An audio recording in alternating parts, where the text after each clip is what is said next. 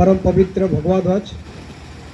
आज के इस कार्यक्रम में उपस्थित हमारे बीच मध्य कार्बी आंगलोंग जिला के माननीय संघचालक नरेश्वर हंदी-कोयदा, उपस्थित हमारे बीच इस कार्यक्रम में मध्य कार्बी आंगलोंग जिला के माननीय संघचालक डमरूधर क्रोदा, और आज इस कार्यक्रम में विशेष तौर पर मुख्य अतिथि के रूप में उपस्थित विद्याराम सिग्नर सर।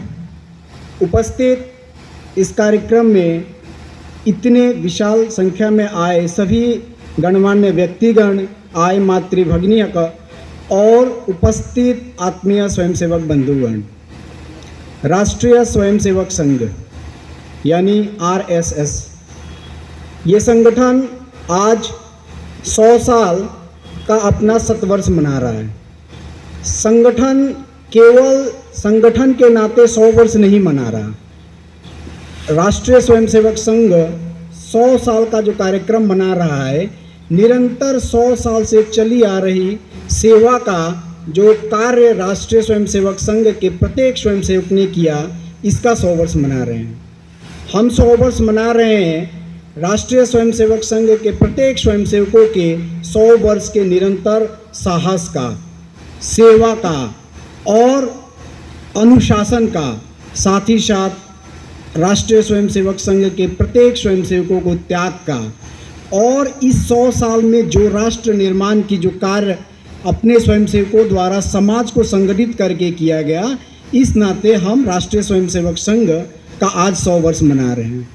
जैसा कि मुख्य वक्ता ने बताया कि संघ क्यों बना, किसने बनाया, मैं इस विषय में और लंबा नहीं जाऊंगा, लेकिन एक चीज़ कहने का जरूर प्रयास करूंगा कि राष्ट्रीय स्वयंसेवक संघ को बनाने के पीछे का जो उद्देश्य था, वो उद्देश्य क्या था। हम सब जानते हैं कि हमने हजारों सालों की गुलामी हमने सही।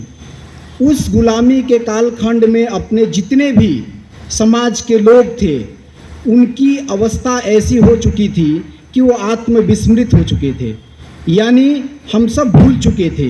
क्या क्या भूले थे हम? अपना गौरवशाली इतिहास भूल चुके थे, हम अपनी हिंदुत्व की श्रेष्ठता भूल चुके थे, हम एकता में रह सके ये भूल सके थे, हम संगठन में रह सके ये भूल चुके थे।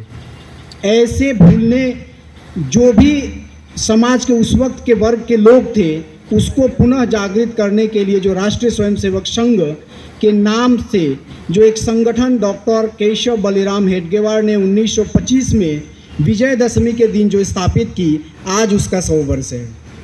इसको छोटी सी एक कहानी में मैं आपको समझाने का प्रयास करता हूँ।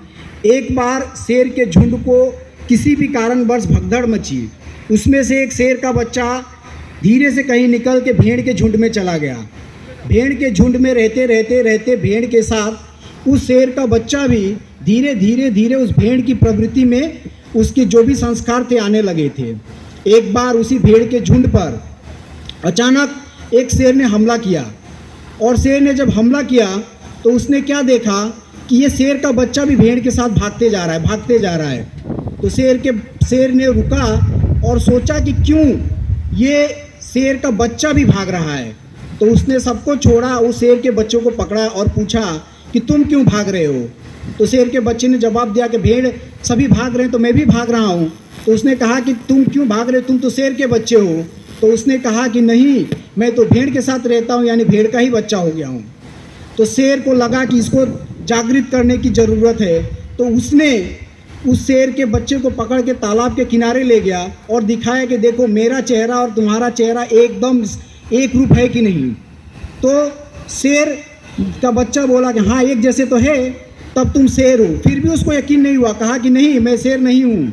तब शेर ने कहा कि ठीक है, मैं जैसे दहाड़ता हूँ तुम भी दहाड़ के देखो। तो शेर ने जब दहाड़ा और शेर के बच्चे ने सेम उसी तरह जब दहाड़ा, तो उसको यकीन हुआ कि हाँ मैं भी शेर का ही बच्चा हूँ।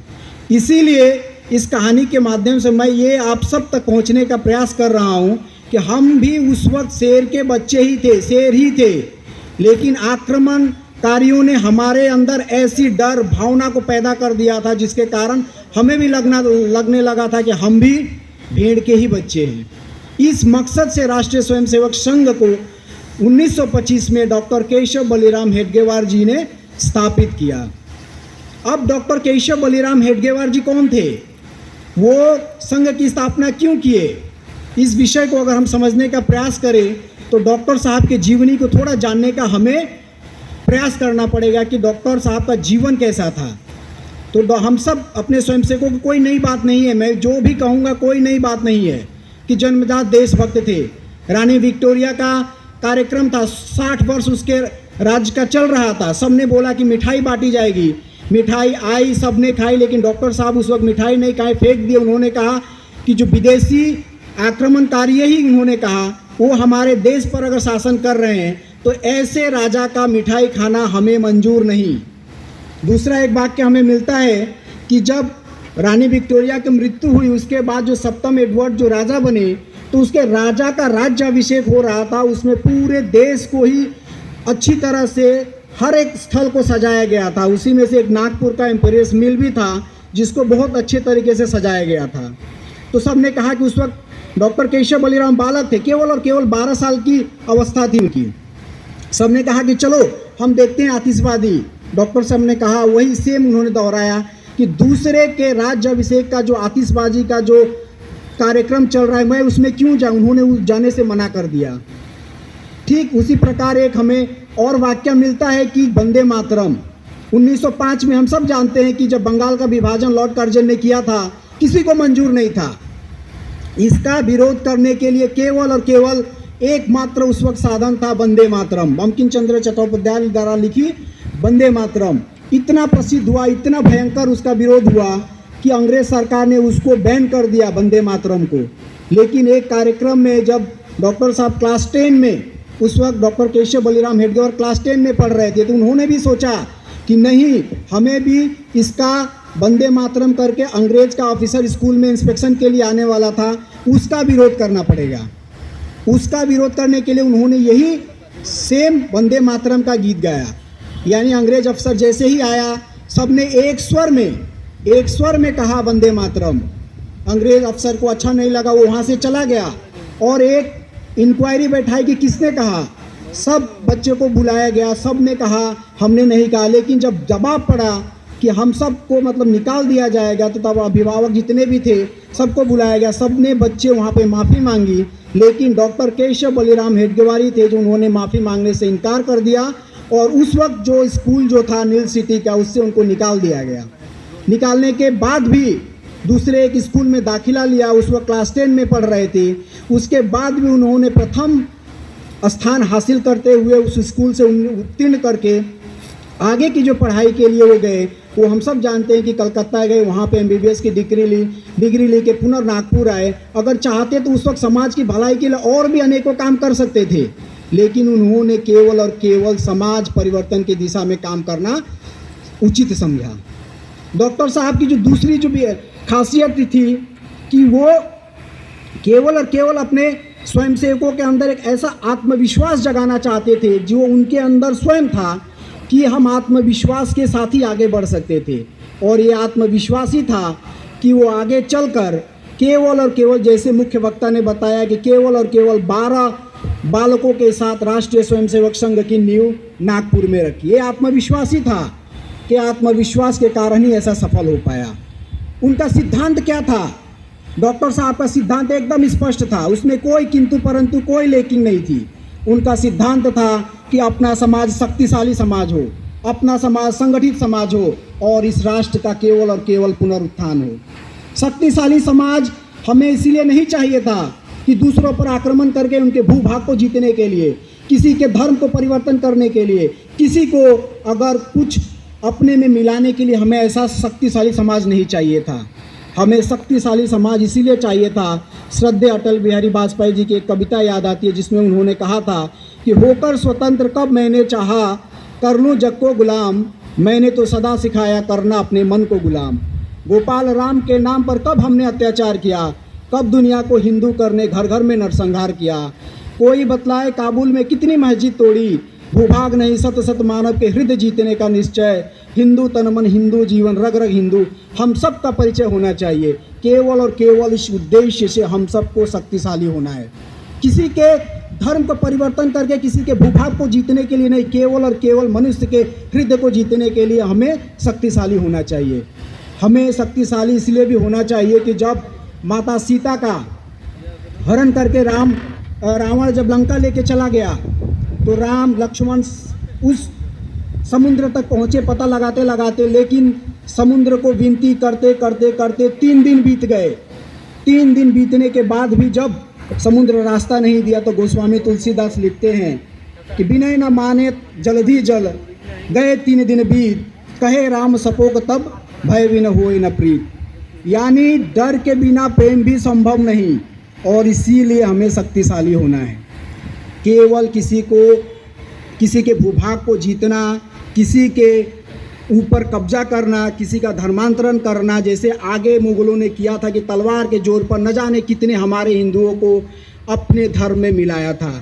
तो हमें शक्तिशाली इसीलिए होना है कि हमें ज़रूरत पड़े तो तलवार या धनुष भी उठाकर अपने समाज को दिखाना होगा कि अगर कोई रावण जैसा व्यक्ति समाज में है तो उसके लिए हमें शक्तिशाली होना होगा। हमें संगठित क्यों होना होगा? हमें अगर कहा जाए कि हमें संगठित क्यों होना होगा, हम असंगठित थे तो हमारे ऊपर लोग उपहास उड़ाते थे। असंगठित थे तो हमें कहते थे कि ये इस जाति में बटा है, इस धर्म में बटा है, इस भाषा में बटा है। लेकिन हम जब संगठित हुए तो हमने क्या देखा? 22 जनवरी 2024 को अयोध्या के प्राण प्रतिष्ठा के कार्यक्रम में प्रभु राम को विराजते हुए देखा। हम जब संगठित हुए तो इस देश से एक संविधान, एक विधान की जो लेकर जम्मू कश्मीर में जो चलता था उसको उठते हुए देखा, धारा 370 को हटते हुए देखा। तो हमें संगठित जब होंगे तभी जो भी हमारे कार्य है वो संपन्न हम कर पाएंगे। हमें संगठित और शक्तिशाली केवल और केवल अपने समाज की भलाई और रक्षा के लिए ही होना होगा, दूसरा कोई विकल्प है ही नहीं।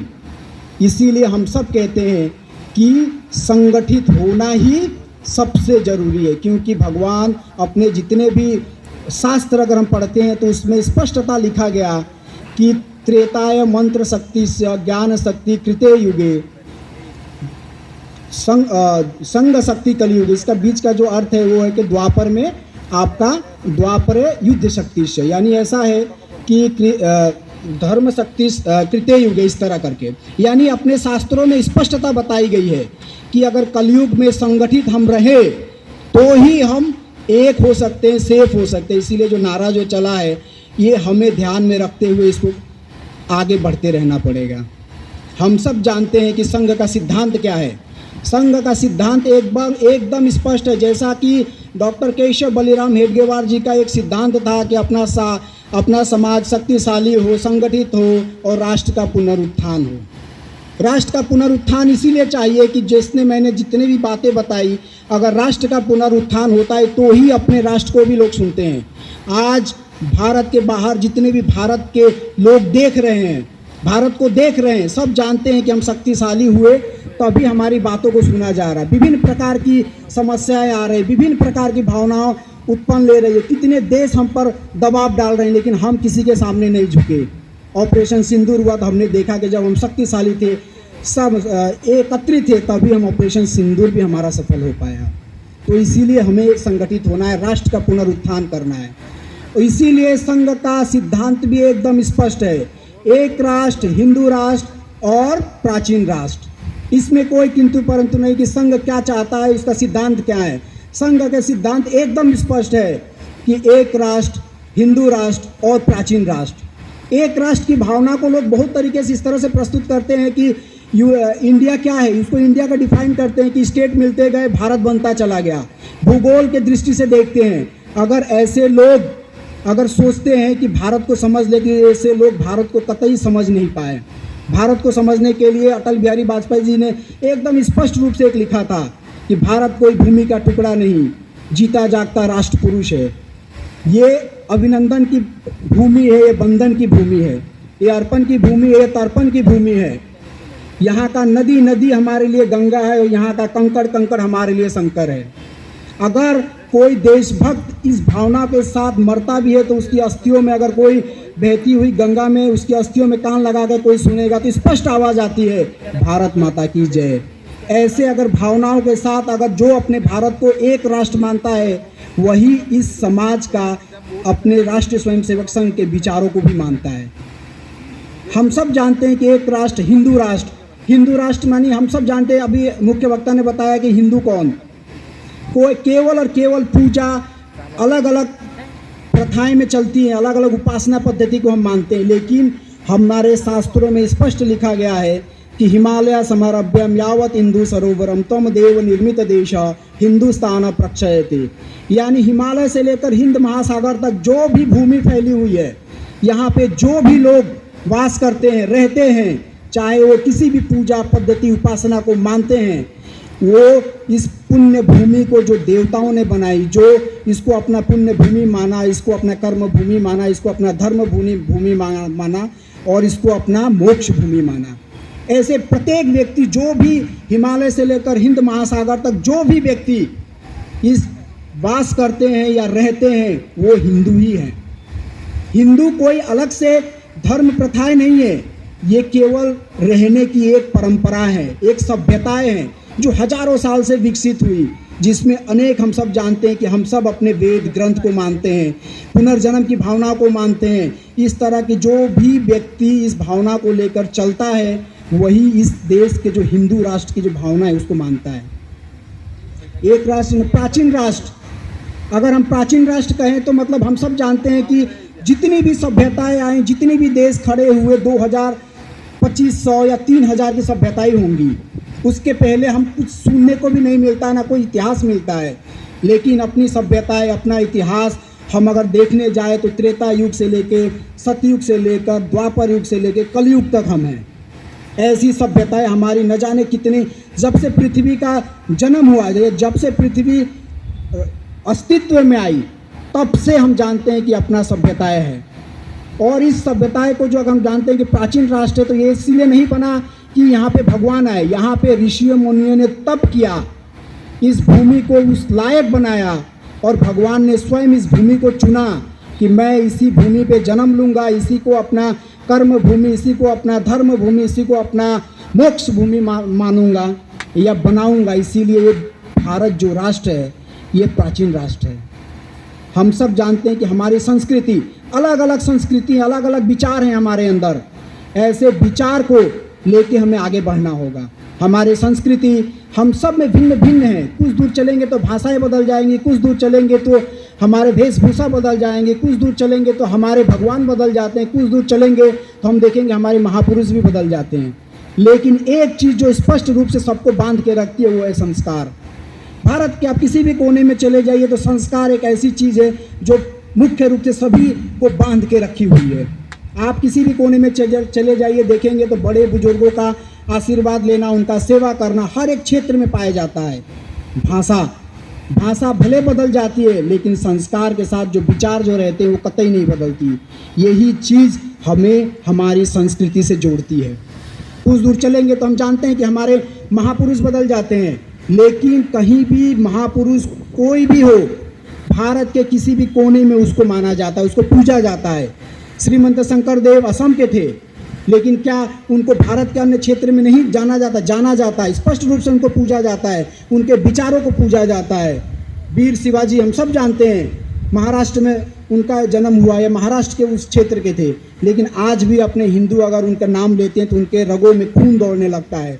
उनके विचारों को, उनके आदर्शों को लेकर सबके अंदर खून ऐसे दौड़ने लग जाते हैं। ऐसे महापुरुष अलग अलग क्षेत्र में बहुते हुए, लेकिन हम उतनी डिटेल में आज नहीं जाएंगे। और अगर हम देखें संस्कृति के साथ साथ जो भी भाषा है, महापुरुष और जो राष्ट्रीय स्वयंसेवक संघ एक जो काम स्पष्ट रूप से करता है, अपना एकात्मत मंत्र। एकात्मत मंत्र भारत के हर एक क्षेत्र में, हर एक दिशा में बोले जाने वाला शब्द है, बोले जाने वाला मंत्र है, जिसको हम सब स्वयंसेवक उसको कंठस्थ याद करते हैं। एकात्मत मंत्र में हम सब जानते हैं कि जिसमें स्पष्ट रूप से महापुरुषों की जो जीवनी रहती है उसको बताया गया। उनके अपने नदी, जितने भी महान नदियाँ, जितने भी ऋषि मुनि हुए, जितने भी आदर्श व्यक्ति हुए, सबको उस एक सम्मिलित करके उसको स्वयंसेवक, प्रत्येक स्वयंसेवक उसको गाता है, उसको कंठस्थ करता है। ये केवल राष्ट्रीय स्वयंसेवक संघ, ये जो समाज हित जो काम जो कर रहा है इसमें सम्मिलित है। इस तरह से अलग अलग क्षेत्र में हम जाएंगे तो देखते रहेंगे समय का अभाव है, मैं इसको और शॉर्ट करने का प्रयास करूंगा। हम सब जानते हैं कि राष्ट्रीय स्वयंसेवक संघ पर करीब करीब 3 बार प्रतिबंध लगा। तीनों बार प्रतिबंध निराधार था, जिसमें कोई सच्चाई नहीं थी। पहला प्रतिबंध 1948 में लगा, जो एक झूठे आरोप में कहा गया कि महात्मा गांधी की हत्या में नाथूराम गोडसे उसमें सम्मिलित था। ये एकदम झूठा निराधार था, जिसको केवल और केवल 1 साल के अंदर उसको खारिज करके पुनः राष्ट्रीय स्वयंसेवक संघ को उसकी मान्यताएं उसी सरकार ने दी जिसको इसको बैन किया था। अगर इसमें थोड़ी भी अगर सच्चाई हुई होती तो हम सब जानते थे कि आज राष्ट्रीय स्वयंसेवक संघ यहाँ नहीं होता। दूसरा जो बैन लगा 1975 में, जो हम सब जानते हैं आपातकाल, एक ऐसा सिंहासन था जो उसको सत्ता के अपने अहंकार में चूर था, जिसको ये लगता था कि हम अपने सत्ता के बल पर पूरे समाज को परिवर्तन कर सकते हैं, जी पूरे समाज को नियंत्रण कर सकते हैं। लेकिन हम सब ने देखा कि जब चुनाव हुए तो उस अहंकार को भी चूर चूर होना पड़ा और राष्ट्रीय स्वयंसेवक संघ पर प्रतिबंध पुनः इसको उठा लिया गया। दूसरा, एक बाबरी मस्जिद जब विध्वंस हुआ तो उसमें लगाया गया, लेकिन पता नहीं चला आज तक, मतलब वो लगा भी या नहीं लगा। लेकिन इस तरह से 3 हम अपने देख सकते हैं कि राष्ट्रीय स्वयंसेवक संघ के ऊपर प्रतिबंध लगा। राष्ट्रीय स्वयंसेवक संघ केवल भारत के हर एक क्षेत्र में एक समय के साथ यहाँ पर आया और आज हम सब देख सकते हैं कि कितनी विशाल मात्रा में अपने स्वयंसेवक बैठे हैं, अपने जितने भी आदर्श व्यक्ति हैं सब बैठे हुए हैं।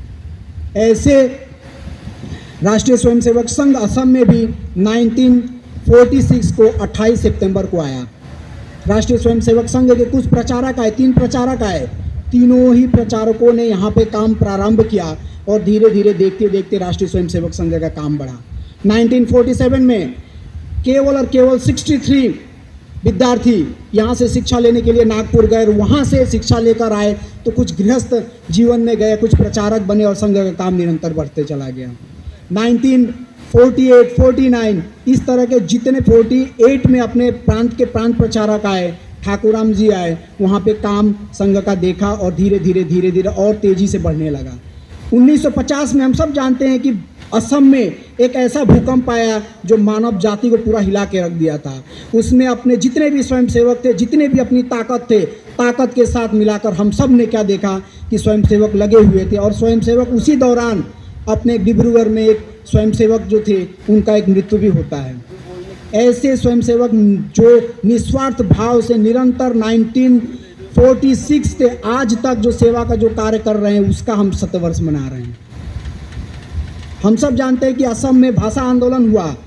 भाषा आंदोलन के समय हो या हम सब जानते हैं कि जैसे चीन का आक्रमण हुआ, उसमें समाज के अलग अलग क्षेत्र को बांटने का प्रयास किया, भाषा से बांटने का प्रयास किया, हमारे धर्म को धर्म से बांटने का बात किया, हम बांटने का काम किया, हमारे अलग अलग क्षेत्रों में बांटने का काम किया। लेकिन हम तब भी नहीं बटे, केवल और केवल राष्ट्रीय स्वयंसेवक संघ के प्रत्येक स्वयंसेवक उसमें लगे हुए थे। असम के जैसे मैंने कहा कि 1975 में यहाँ पे इमरजेंसी लगी तो असम में भी इमरजेंसी लगी, यहाँ के भी स्वयंसेवकों को गिरफ्तार किया गया, उनको जेलों में ठूस दिया गया, बंद कर दिया गया। लेकिन कुछ नहीं बदला, तो केवल और केवल राष्ट्रीय स्वयंसेवक संघ के प्रत्येक स्वयंसेवकों का साहस नहीं बदला, उनका धैर्य नहीं बदला, जो आगे चल के निरंतर काम पे हम लगे रहे। चाहे असम आंदोलन हो, भाषा आंदोलन हो, हम सब जानते हैं कि इसमें सब ने प्रत्याहार किया कि संघ विड्रोल का भाषाएं हमने सुनी, लेकिन तभी भी संघ डटा रहा और अपने कार्य को करता चला गया। ये सब राष्ट्रीय स्वयंसेवक संघ के जितने भी अपने असम प्रदेश में आए हुए, जैसे ठीक उसी तरह अपने माननीय विभाग संघ चालक जी नरेश्वर दा 1965 से राष्ट्रीय स्वयंसेवक संघ इस कार्बी आंगलोंग में आया और केवल हमें बताया कि 9 स्वयंसेवक उस वक्त थे, जिसमें से नरेश्वर दा भी थे। 9 स्वयंसेवकों को लेकर इस कार्बी आंगलोंग में राष्ट्रीय स्वयंसेवक संघ ने न जाने आज अनगिनत करीब और करीब अपने मध्य कार्बी आंगलोंग की बातें करें तो 30 से 32 शाखाएं चल रही है। निरंतर सेवा का कार्य चल रहा है अपने हर एक क्षेत्र में, चाहे वो विद्या भारती हो, चाहे वो शंकरदेव शिशु निकेतन हो, चाहे कल्याण आश्रम हो, सबका उद्देश्य एकदम स्पष्ट है, सेवा। अपने अपने क्षेत्र से कर रहे हैं। अपने ट्राइबल जब लड़के जब कहीं भी क्षेत्र में दूर दराज में जब जाते हैं तो हम देखते हैं कि जब वहाँ पे मंत्र का उच्चारण होता है, नमस्ते होते, अलग अलग भाषाएं को सीखने का प्रयास करते हैं। केवल और केवल राष्ट्रीय स्वयंसेवक संघ के जो विविध संगठन है, जो उसका मुख्य उद्देश्य है कि केवल और केवल सेवा का भाव जागृत करना, चाहे वो शिक्षा से हो, चाहे कल्याण आश्रम से हो, चाहे धन्वंतरी सेवा यात्रा हो, चाहे सेवा भारती हो। इसका केवल और मुख्य कारण है कि अपने सेवा के भाव को निर्माण करना, अपने समाज को संगठित करके, समाज को एक करके सेवा के भाव को पुनर्जागृत करते हुए अपने सबको लेकर एक साथ चलना। राष्ट्रीय स्वयंसेवक संघ केवल और केवल अपना इस विजय उत्सव ही नहीं मना रहा है। राष्ट्रीय स्वयंसेवक संघ इस विजय उत्सव के साथ साथ समाज से कुछ परिवर्तन भी प्रयास कर रहा है कि कुछ समाज के जितने भी वर्ग के लोग हैं वो आगे आए और जैसे राष्ट्रीय स्वयंसेवक संघ का जो पंच परिवर्तन का जो बिंदु है उसको भी अपने साथ सम्मिलित करके समाज को एकत्रित करके हम सब आगे बढ़े। राष्ट्रीय स्वयंसेवक संघ कुछ और नहीं मांगता, केवल और केवल ये मांगता है कि पंच परिवर्तन का जो पहला बिंदु है, जो कुटुंब प्रबोधन। हम सब जानते हैं कि कुटुंब प्रबोधन क्या है, कुटुंब प्रबोधन क्यों जरूरी है। आज सब हम जानते हैं कि अपने जितने भी घरों में हमें शुरू करना पड़ेगा कुटुंब प्रबोधन। जितने भी हम जानते हैं कि आज कुप्रथा चल रही है, केवल और केवल अपने जो भी समाज के लोग हैं, अपने जो परिवार के जो लोग हैं, जितने भी हम देखते हैं कि एक साथ एक परिवार बैठ के भोजन ही नहीं कर पा रहा। उसका कारण क्या है हम सब नहीं जानते कि उसका कारण क्या है, लेकिन प्रयास तो करे, अपने बच्चों में वो संस्कार तो दे कि बाहर कहीं भी पढ़ने जाए लेकिन उसके अंदर जो भावना रहे वो भारतीयता की भावना रहे, उसके अंदर जो भावना रहे कि हमारे संस्कार उसके अंदर रहे। आज मैं दूसरा का उदाहरण नहीं देने जाऊंगा। पहले जब मैं यहाँ पे आया तो मेरी जो भी अर्धांगिनी थी वो पूछती थी कि आप कहाँ जाते हैं, तो मैं बोला संघ में जाता हूँ। क्या करते हैं? संघ में जाते हैं, बैठक में जाते हैं, संघ में जाते हैं। तो और ज़्यादा इसको हम समय न लेते हुए मैं केवल पंच परिवर्तन का विषय को बोल देता हूँ। कुटुंब प्रबोधन, पर्यावरण, सामाजिक समरसता के साथ साथ हम सब अपना जो भी नागरिक कर्तव्य है और स्वदेशी स्व को भाव को जागृत करते हुए और हम सब एकत्रित होकर राष्ट्रीय स्वयंसेवक संघ के जो भी कार्य हमें सम्मिलित किए गए उस कार्य को हम सब संपन्न करें। इसी उद्देश्य के साथ मैं अपनी वाणी को विराम देता हूँ। बहुत बहुत धन्यवाद।